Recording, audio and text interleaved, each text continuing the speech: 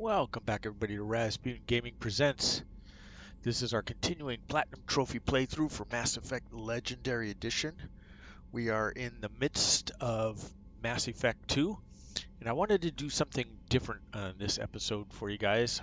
This won't be missions or anything. What I wanted to do in this episode was cover the requirements for getting through the suicide mission at the end successfully.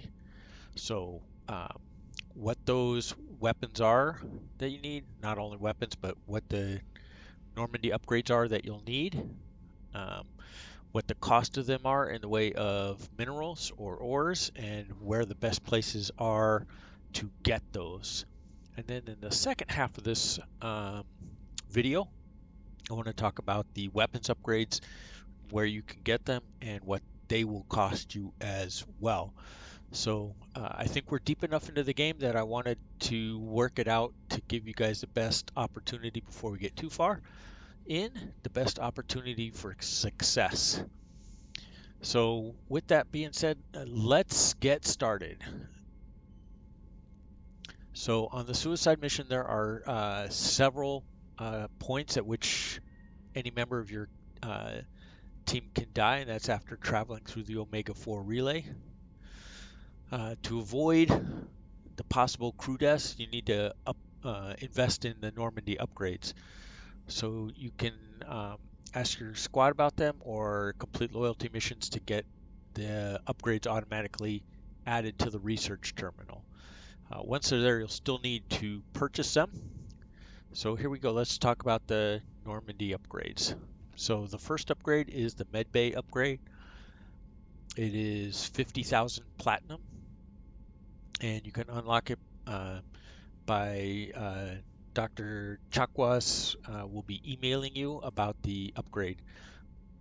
Note that this isn't necessarily one that's needed to survive the suicide mission. And I will point those ones out. As you can see on the chart, it'll be the next three are required. The total minimum palladium needed is 45,000. So the first one is the Thanix cannon, and that will cost you 15,000 palladium. I know it says platinum, but it's palladium. And to get this upgrade, you can ask Garrus about the Normandy upgrades he can do, or you complete his loyalty mission, and those upgrades will automatically be added to the research database. The next one is the heavy ship armor. Again, another 15,000 palladium, and that one's asking Jacob about Normandy upgrades or completing his loyalty mission. Kind of the same deal for all three of these. The multi-core shielding, another 15,000 palladium. You just ask Tally about the Normandy upgrades or complete her loyalty mission to get the upgrade put into the research database. And then the cost will be in palladium to get those done. One I don't really use is the advanced mineral scanner, 15,000 iridium. Miranda can tell you about that upgrade for the Normandy, or you can complete her loyalty mission to get it added to the research database. The modular probe bay I usually do so that you can increase your scanning abilities, your probes that you can drop on planets that you've scanned. It's 15,000 iridium, and that one comes from Thane or his loyalty mission or just talking to him. And the last one is extended fuel cells. That one isn't necessary, but it's a good buffer if you spend a lot of time flying around from star system to star system within the galaxy, and that's a 3,000 element 0 needed, and that one comes from asking Samar about Normandy upgrades or completing her loyalty mission.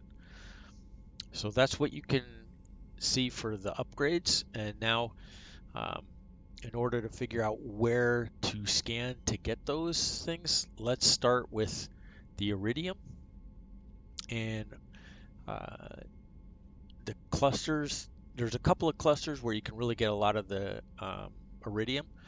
First one is the Calston Rift, and two systems, the Aesir and the Balor system, as you can see from these charts, and then it identifies the planets, Agnan and Bress. In the Hourglass Nebula, you want to go to the Faryar system, and Antikdra is the planet where you'll get the iridium from. Each of these planets has between 16,000 and 21,000 units of iridium, so you don't have to hit a whole bunch of them to get everything you need. You can see from the previous chart that you only needed about 30,000 iridium um, for the upgrades. If you're in the Hawking Eta cluster, there's two systems, the Ver and the Schwarzschild, with a couple planets, Kerrang and Atahil. That'll give you iridium. Eagle Nebula, two systems, the Ymir and the Relic. And you can see the planets, Gregas, Fitful Current, and Beach Thunder, that'll help you out with the iridium. And then Titan Nebula and the Valhallan Threshold, two systems there, Haska and Micah, with Capek and Farless as the planets that you want to be scanning and mining for the iridium. And then the palladium, which is the major one you need to get through the suicide mission, to get the upgrades for the suicide mission. You can see right here in front of you, we have the Minos Wasteland, one system, Fortis, with two planets, Equitas and Pitas. And you'll see that each of these planets in this table give you between 14 and 19,000 of palladium. So you'll need to visit at least 3 and max out the palladium that you get. Also, Omega Nebula, the Nubian Expanse, Crescent Nebula, Hawking Eta again, Hades Nexus, Krogan DMZ, Sigurd Cradle, and Eagle Nebula. So you can see this doesn't really overlap a whole lot with the Iridium, and you can see the systems available within each of those clusters, the Amada, Daka, Tassali, Sentry, Shoal, Arcala, and so on, and then the associated planets that go along with getting those platinum. So you only have to hit about 3, 4, 5 of those to really get where you need to go. Next thing, let's address element 0, which you know you only need 3,000 for the one upgrade. And each of these planets will yield between 5,000 and 8,000 units of element 0. So the Caliston Rift again, Crescent Nebula, Eagle Nebula, the Amun and Relic systems. And if you remember from before with the Palladium, Eagle Nebula, the Relic system had a couple planets there. So if you go to the Praying Mouth, you'll do well here. And then you have the Hades Nexus with a couple of systems and a couple of planets. Hawking Eta, which was one with the ones with the Palladium. Schwarzschild is your system, and the planet is Thomas. And then Hourglass Nebula, Faryar, that was one we had before, with Daratar as the planet you need to go to. And the last one, Omega Nebula, the Battalia system, and Dunawanaru for your planet that you want to go to. So that'll help you out with the element 0. You'll need some of these for other things as well as you go along. So the iridium, the palladium, element 0, and then the last one is the platinum that you'll need for certain other things. Each one of these planets again has between 12,000 and 18,000 units of platinum.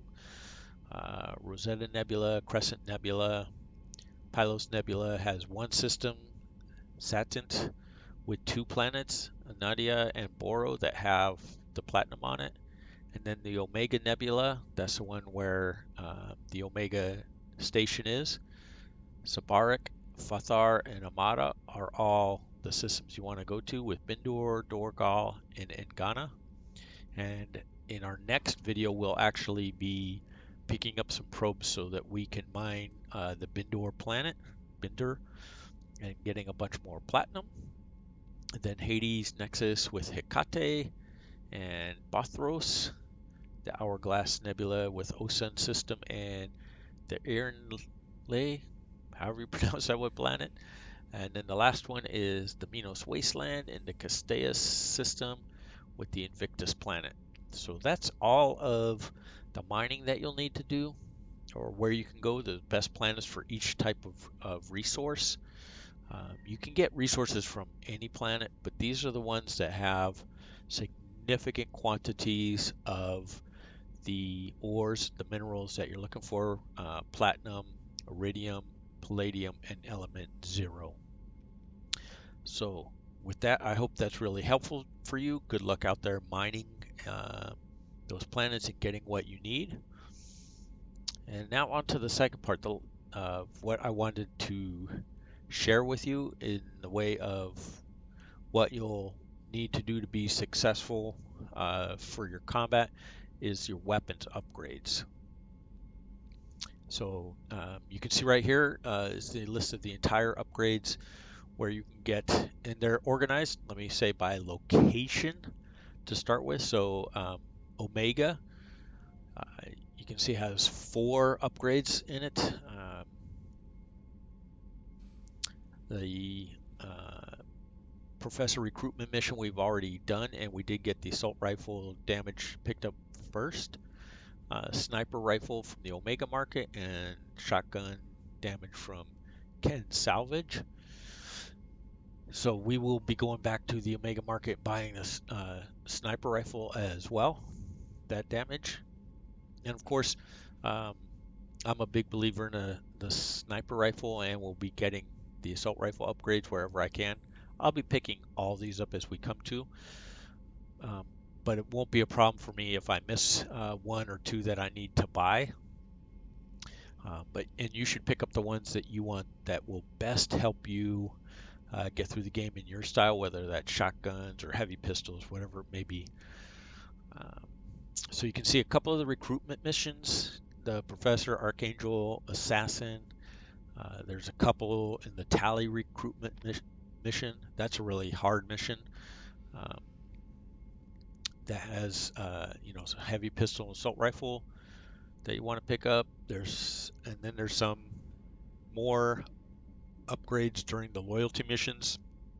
Starting from the bottom, there's Zaid, has an assault rifle damage. We're going to be doing that one pretty quickly because that mission isn't that hard to do.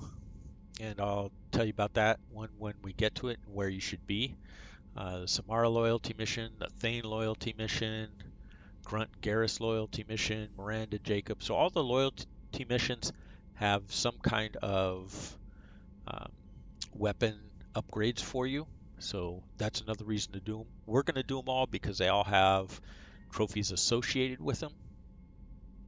So those are ones you're going to need to address as we're going through. And then at Citadel, there's 3 you can buy from Rodam Expeditions: some machine guns, heavy pistol, and sniper rifle damage. So you want to make sure you get those when you have the credits for it. And then Ilium, that's also where the assassin recruitment mission is. You can see there's a couple more assault rifle and submachine gun that you can pick up. And then on Tachanka, there you can buy 3 upgrades: the assault rifle, heavy pistol, and shotgun. Those are all real good for you.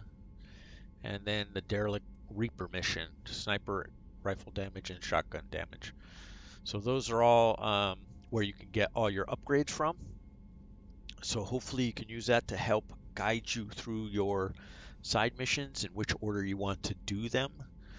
I'm going to try to be approaching all the side missions, recruitment missions, and loyalty missions in what I believe is easiest to hardest. Because we're playing on insanity difficulty, you'll need all the help you can get with some of these. So ones like the Tally recruitment mission, that's hard, um, very hard in my opinion. The Archangel, the Garrus recruitment mission can be hard as well, so we're not going to address that even though we're on Omega right now. Kasumi's loyalty mission can be difficult if you don't have the right set of ammunition for it. But then there's some easy ones. Legion's loyalty mission, that one's hard. Tally recruitment, I mentioned that. The Grunt loyalty mission can be hard because you got to fight a Thresher Maul at the end. Up until that point, it's not that hard. And then Tally's loyalty mission is hard as well. But there are some easy ones out there. Thane's loyalty mission and Samara's, they're both easy, along with Jacob's.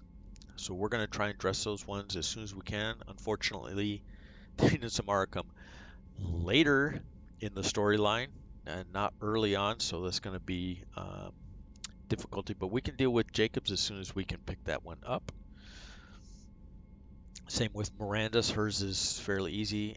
And then there's a bunch of other recruit ones that we can do. So Zaid's loyalty mission, we'll probably address that one next. That's medium difficulty. The warlord and convict recruitment missions, those ones are of medium difficulty as well. So we will take a look at those and see what we can do with those. Also, Thane's recruitment mission is of medium difficulty. There's only one kind of marginally hard fight in that one, and we should be good with that. So hopefully that helps you guys out. Feel free to please give me some comments about whether you found this particular video to be helpful. That'll let me know if I should do more of those in the future. These kind of infomercial kind of videos to help you guys get started, um, rather than doing them in the middle of the mission videos where they seem like I ought to be. I think this will give you better help because this is something you can refer back to along with these tables that I'm posting for you. So with that being said, don't forget to friend and follow us on Twitch and on YouTube. Go ahead and like the videos. Don't like the videos if you think this was not helpful for you at all. Don't forget to subscribe to the channel. We're trying to get to 100 um, subscribers. When we get there, I'm sure I'm going to be doing some kind of giveaway. At this point, I'm not sure what it is. It'll probably be a game of some kind. Um, Still debating whether that should just be some random game or if the winner should um, be able to pick the game that they want. Anyways, that's where we are and how things are going. So I hope you found this again. I hope you found this helpful, and we will see you next time. Be safe out there, and we will see you with the next mission, which is likely to be Zahid's loyalty mission, or I don't know, one of the recruitment missions that are of medium difficulty. Take care, and we will see you next time.